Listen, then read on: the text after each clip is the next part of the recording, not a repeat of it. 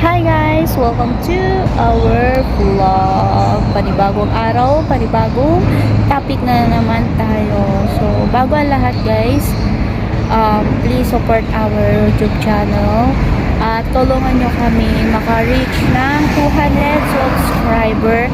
Please subscribe to our YouTube channel, sa aming Facebook page at sa aming Instagram account. So, ang topic natin ngayon guys is about sa mga sideline dito sa bansang Hong Kong. Pwede nga ba daw tayo mag-sideline dito sa bansang Hong Kong kung tayo ay isang domestic helper? Ang tanong ng karamihan, pwede nga ba? Ang mga nandito na matagal na nag-work dito, alam nila ang kasagutan. Pero yung mga first timer, please pakinggan nyo po to ng mabuti. Okay? Huwag po tayong padalos-dalos, mag-search muna tayo or magtanong-tanong tayo sa mga kaibigan natin at sa mga kakilala natin kung pwede nga ba. Pero kung wala kayong matanungan, please panoorin nyo yung video na to at sana may mapulot po kayong aral at matutunan po kayong mga idea at mga kung ano-ano pa. So, tara guys, simulan na natin yung ating topic. So, yun nga guys, ang topic natin nga is yun, pwede ba tayo mag-sideline ng work dito sa bansang Hong Kong kung tayo ay isang domestic helper? Hindi po pwede. Okay? Hindi po pwede. Pero,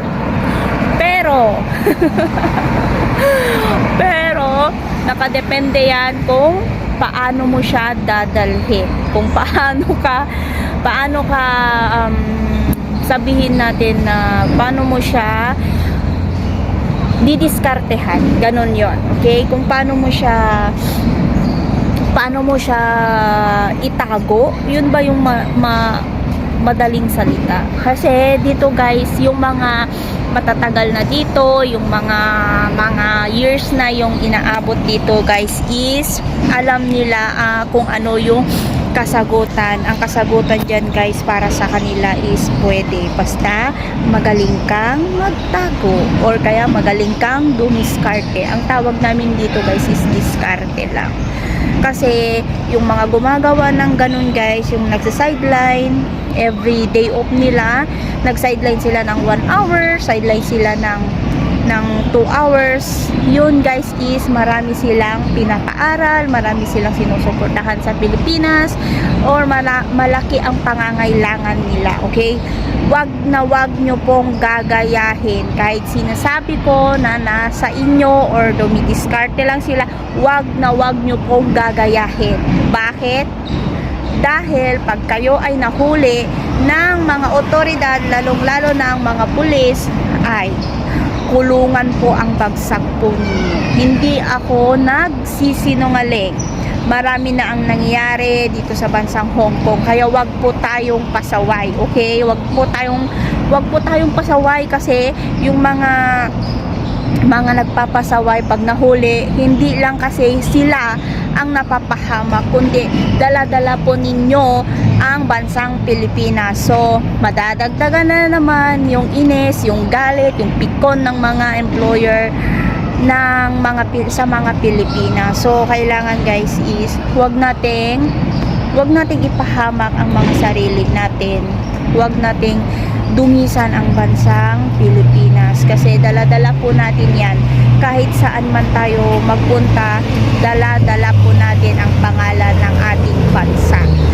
Kahit saang planeta ka pa pupunta, dala-dala mo pa rin ang Pilipinas, ang ating bansa. So, mag-ingat po tayo. Yun nga sabi ko sa inyo is hindi pwede ang mag-sideline dito sa bansang Hong Kong. Nakadepende po yan kung gugustuhin nyo or hindi. Pero pag example, ginusto nyong mag-sideline, mag-ingat po kayo.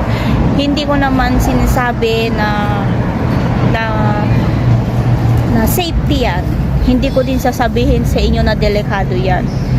Pero ang sasabihin ko is nakadepende kung paano nyo siya diskartehan. Kasi may posibilidad yan, magtagumpay kayo sa mga sideline nyo, mas maraming posibilidad na mahuhuli po kayo. Okay?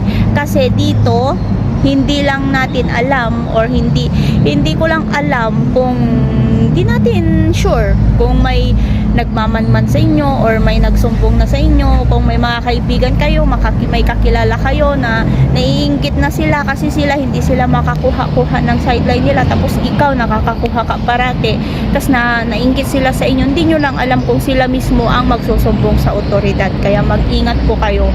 Hindi po basta-basta na pag may sideline ka na dito is okay lang, ganon. Hindi po pwede. Ang tawag pala dito sa bansang Hong Kong, ang sideline dito is post-post. Okay, post-post. Yun ang tawag naming mga DH dito. Pero ako actually sa akin hindi ko pa naranasan yan kasi ayaw ko nga na dumating yung time na magsisi ako. Ayaw ko din yung time na dumating yung time na pag nahuli ako tapos nasa jail na ako. Hindi ko alam basta natatakot ako, natatakot akong mag-try. Kahit pasabihin mo na wag mong sabihin, wag mong ganito, ayaw ko. Para sa akin yun ha. Pero yung mga iba kong kababayan na nandito na sa bansang Hong Kong na may coast sila, every day off nila, mag-ingat po tayong lahat. Huwag po tayong magpabaya sa ating mga sarili. Huwag po tayong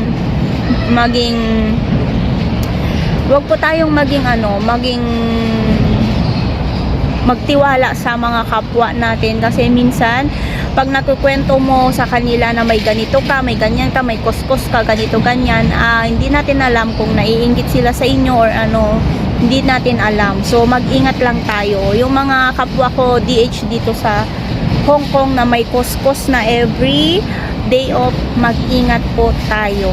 Huwag po tayong padalos-dalos sa mga desisyon natin. So yung mga baguhan dito sa bansang Hong Kong, wag nyo pong itatry.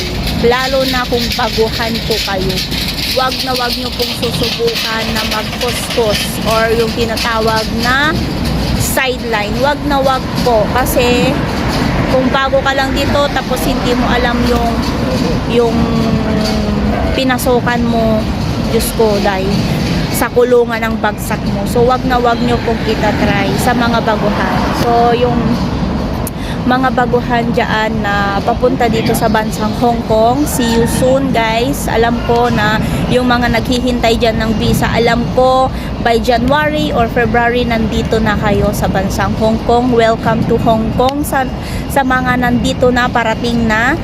At sana yung mga nandito na mga subscriber natin is balang araw mag-meet tayo. Yan, i-chat nyo lang ako kung gusto nyo makipag-meet up sa akin, ganyan, or makipagkwentuhan.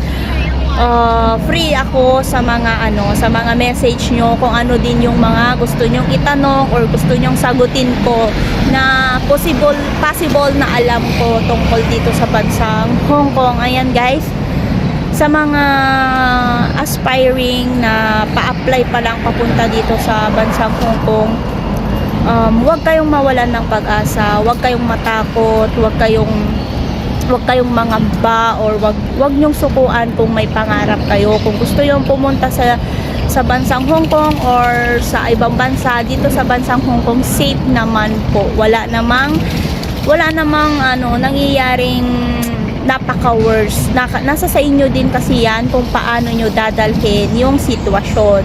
Kung pasaway kayo na makarating dito, kung saan-saan kayo talagang may mangyayari. Okay? So mag-ingat po tayong lahat sa lahat ng mga DH dito sa Hong Kong at saka sa ibang bansa. God bless us all po sa ating lahat. Laban lang mga kababayan para sa ating future. So yun lang. Thank you for watching. Have a nice day. God bless us all. Bye!